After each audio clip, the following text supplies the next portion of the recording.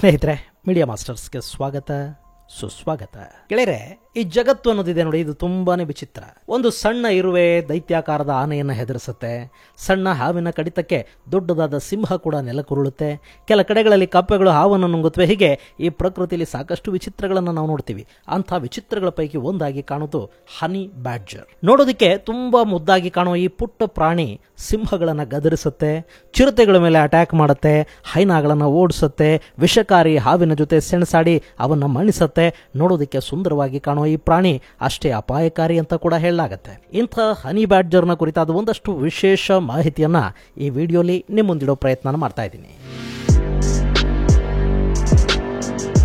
ಗೆಳೆಯರೆ, ಇಲ್ಲಿ ನಿಮಗೊಂದು ಕಥೆ ಹೇಳಬೇಕು. ಅದು ಕಾಡಿನ ಕಳ್ಳರ ಕಥೆ.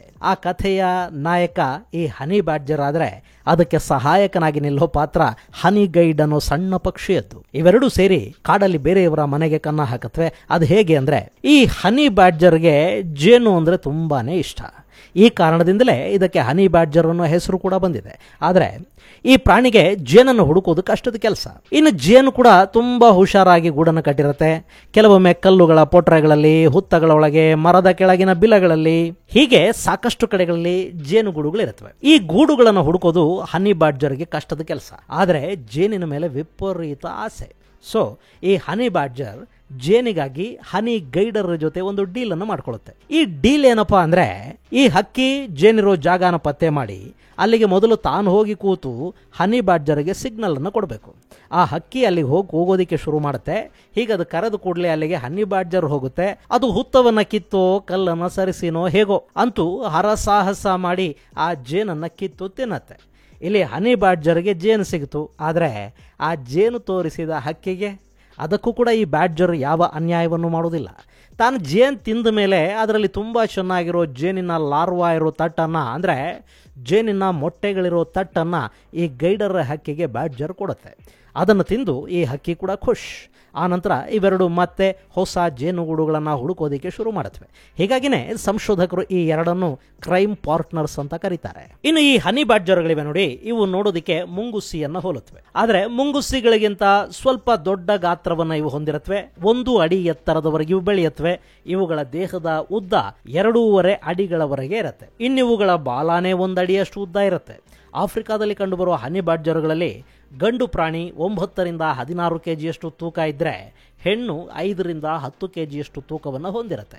ಇಲ್ಲಿ ಗಂಡಿಗಿಂತಲೂ ಹೆಣ್ಣು ಚಿಕ್ಕದಾದ ದೇಹವನ್ನು ಹೊಂದಿರುತ್ತೆ. ಇವುಗಳ ಮುಂಗಾಲುಗಳು ಹಿಂಗಾಲುಗಳಿಗಿಂತ ಹೆಚ್ಚು ಉದ್ದ ಇರುತ್ತವೆ.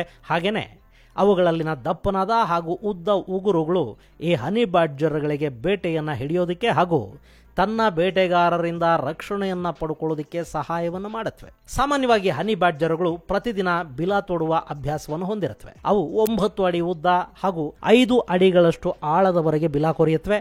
ಹಾಗೆ ಬಿಲದ ಕೊನೆಯಲ್ಲಿ ಹನಿ ಬ್ಯಾಡ್ಜರ್ ಮಲಗುವಷ್ಟು ಸ್ಥಳಾವಕಾಶವನ್ನ ಮಾಡಿಕೊಳ್ಳುತ್ತೆ. ಹೀಗಾಗಿ ಅದನ್ನ ಹನಿ ಬ್ಯಾಡ್ಜರ್ನ ಡೆನ್ ಅಂತ ಕರೀತಾರೆ.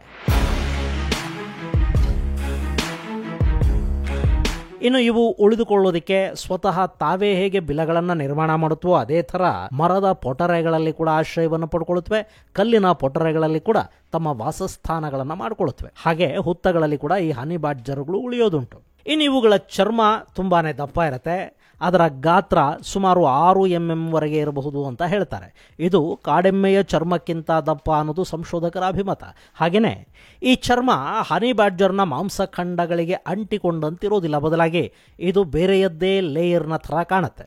ಈ ದೇಹ ರಚನೆ ಹನಿ ಬ್ಯಾಡ್ಜರ್ಗಳಿಗೆ ಅತಿ ದೊಡ್ಡ ಉಪಕಾರವನ್ನು ಮಾಡ್ತಾ ಇದೆ. ಈ ರೀತಿಯ ದೇಹ ರಚನೆಯ ಕಾರಣದಿಂದಲೇ ಈ ಹನಿ ಬ್ಯಾಡ್ಜರ್ಗಳು ದೊಡ್ಡ ದೊಡ್ಡ ಪ್ರಾಣಿಗಳಿಗೆ ಕೂಡ ಹೆದರದೆ ಅವುಗಳನ್ನ ಹೆದರಿಸುವ ಪ್ರಯತ್ನವನ್ನು ಮಾಡೋದು. ಈಗ ಒಂದು ಸಿಂಹನೋ ಚಿರತೆನೋ ಒಂದು ಪ್ರಾಣಿಯ ಕತ್ತನ್ನು ಹಿಡ್ಕೊಳ್ತು ಅಂತ ಇಟ್ಕೊಳ್ಳಿ.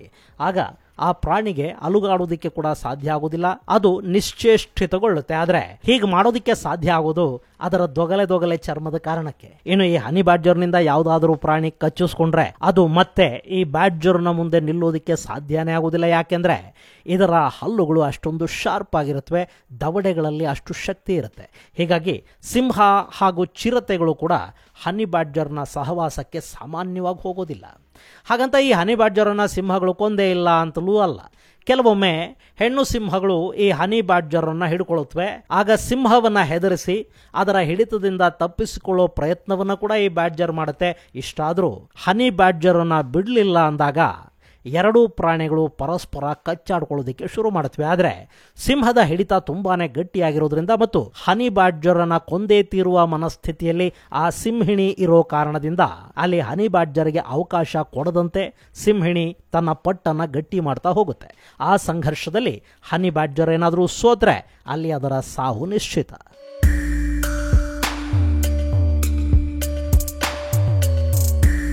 ಇನ್ನು ಈ ಹನಿ ಬ್ಯಾಡ್ಜರುಗಳ ಆಹಾರ ಕ್ರಮ, ಇವು ಸಸ್ಯಾಹಾರಿಗಳು ಹೌದು, ಮಾಂಸಾಹಾರಿ ಕೂಡ ಹೌದು. ಇವು ಎಂಥ ಪ್ರಾಣಿಗಳು ಅಂದ್ರೆ ಕೆಲವೊಮ್ಮೆ ಸಿಂಹ ಬೇಟೆಯಾಡಿದ್ದ ಪ್ರಾಣಿಯನ್ನ ಕೂಡ ಇವು ಕದ್ದು ತಿಂದು ಬಿಡುತ್ತವೆ. ಹಾಗೇನೆ ಚಿರತೆಗಳು ಮರದ ಮೇಲೆ ಇಟ್ಟಿದ್ದ ಬೇಟೆಯನ್ನು ಕೂಡ ಇವು ಹೊಂಚು ಹಾಕಿ ಮುಗಿಸುತ್ತವೆ.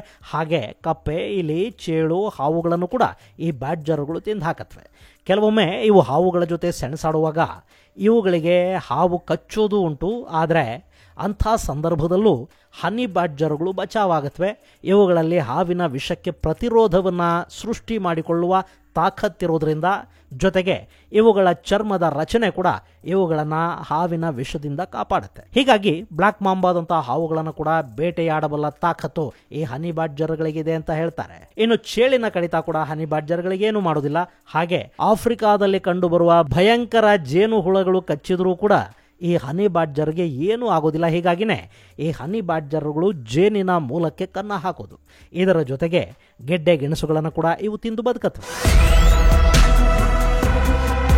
ಗೆಳೆಯರೆ, ಹನಿ ಬ್ಯಾಡ್ಜರ್ ತುಂಬಾನೇ ವಿಚಿತ್ರ ಪ್ರಾಣಿ. ಇನ್ನು ಇವುಗಳನ್ನ ಬೇಟೆಯಾಡೋದಕ್ಕೆ ಒಂದಷ್ಟು ಪ್ರಾಣಿಗಳು ಬರುತ್ತವಲ್ಲ, ಅಂಥ ಸಂದರ್ಭದಲ್ಲಿ ಆ ಬೇಟೆಗಾರರಿಂದ ತಪ್ಪಿಸಿಕೊಳ್ಳುವ ಸಲುವಾಗಿ ಇವು ಅತ್ಯಂತ ಕೆಟ್ಟ ವಾಸನೆಯನ್ನ ಹೊರಸೂಸುವ ಬಾಂಬುಗಳನ್ನು ಹಾಕತ್ವಂತೆ. ಅವುಗಳ ಬಾಲದ ಬಳಿ ಈ ವಾಸನೆಯನ್ನುಂಟು ಮಾಡುವ ಗ್ರಂಥಿಯೊಂದಿರುತ್ತೆ. ಸಾಮಾನ್ಯವಾಗಿ ಈ ಪ್ರಾಣಿಗಳು ತಮ್ಮ ಟೆರಿಟರಿಯನ್ನ ಗುರುತು ಹಾಕೋದಿಕ್ಕೆ ಈ ವಾಸನೆಯನ್ನ ಬಳಕೆ ಮಾಡುತ್ತವೆ. ಆದರೆ ಅಪಾಯದ ಸಂದರ್ಭದಲ್ಲಿ ಅದೇ ವಾಸನೆಯನ್ನ ಶತ್ರುಗಳ ವಿರುದ್ಧ ಪ್ರಯೋಗಿಸಿ ತಾವು ಜೀವಾಪಾಯದಿಂದ ಬಚಾವು ಕೂಡ ಆಗುತ್ತವೆ. ಇನ್ನು ಈ ಹನಿ ಬ್ಯಾಡ್ಜರ್ಗಳ ಸಂತಾನೋತ್ಪತ್ತಿಯನ್ನು ನಾವು ನೋಡೋದಾದ್ರೆ, ಒಂದು ಹನಿ ಬ್ಯಾಡ್ಜರ್ ಒಂದು ಬಾರಿಗೆ 2 ಮರಿಗಳನ್ನು ಹಾಕತ್ತೆ. ಅವುಗಳನ್ನ 14 ತಿಂಗಳವರೆಗೆ ಜೊತೆಯಲ್ಲೇ ಇಟ್ಟುಕೊಳ್ಳೋ ತಾಯಿ ಆ ಮರಿಗಳಿಗೆ ಬೇಕಾದ ಜೀವನ ಪಾಠಗಳನ್ನು ಹೇಳಿಕೊಡುತ್ತೆ.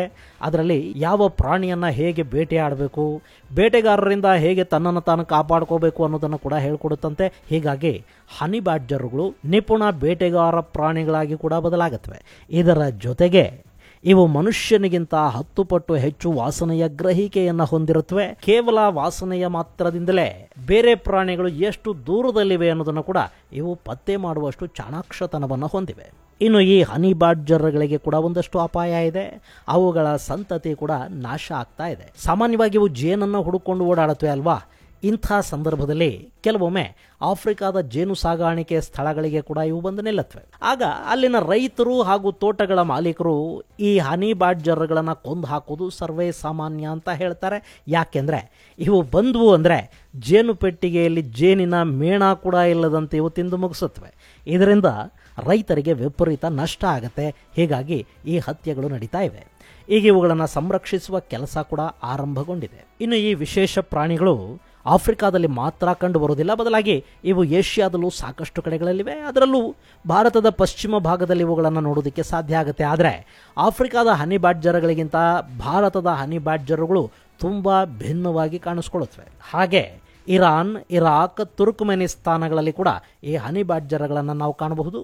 ಭಾರತದಲ್ಲಿ ಇದನ್ನು ತರಕರಡಿ, ಬಿಜ್ಜು ಅಂತ ಕರೀತಾರೆ. ಇದಕ್ಕೆ ರ್ಯಾಟಲ್ ಅನ್ನುವ ಹೆಸರು ಕೂಡ ಇದೆ.